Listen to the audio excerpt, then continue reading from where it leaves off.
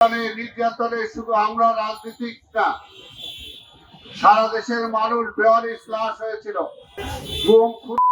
শিকার হয়েছিল। সিরাজ শিকদারকে করার পরে বলেছিল কোথায় সিরাজ শিকদার? তাদের সহায়তায়, তাদের কানের উপর ভর করে আবার সেই আওয়ামী শক্তি বাংলাদেশে ফিরে এসেছিল, সেটা একটু চিন্তা করতে হবে।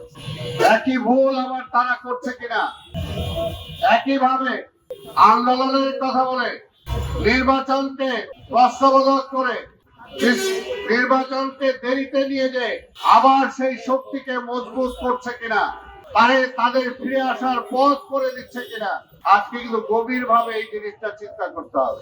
বাংলাদেশ যতবারই তার নিজের পায়ে দাঁড়ানোর চেষ্টা করেছে, ততবারই সুচিন্তিত ভাবে সেই গণতন্ত্রকে হত্যা করে এই আধিপত্যবাদী দোসরদেরকে ক্ষমতায় নিয়ে আসা হয়েছে।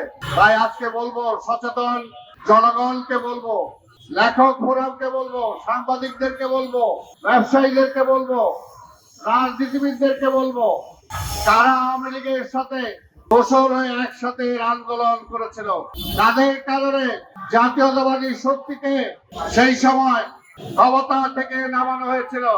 তাই সেই বিষয়টা আমাদেরকে ভাবতে হবে। আগামী নির্বাচন বাংলাদেশের জন্য অনেক গুরুত্বপূর্ণ নির্বাচন। এই নির্বাচনের পূর্বে আবার এই ধরনের ষড়যন্ত্র চলছে। আপনারা দেখেছেন একই ষড়যন্ত্র চলছে। যখন শেখ হাসিনা ক্ষমতায় ছিল তখনও একই অবস্থা ছিল, স্বাধীনতার পরবর্তী সময়ে আবার সেই একই অবস্থায় দেশকে ফিরিয়ে নিয়ে যাওয়ার জন্য চেষ্টা করা হচ্ছে। তাই আজকে সচেতন মানুষকে সাবধান থাকতে হবে যে কারা এই ষড়যন্ত্র করছে।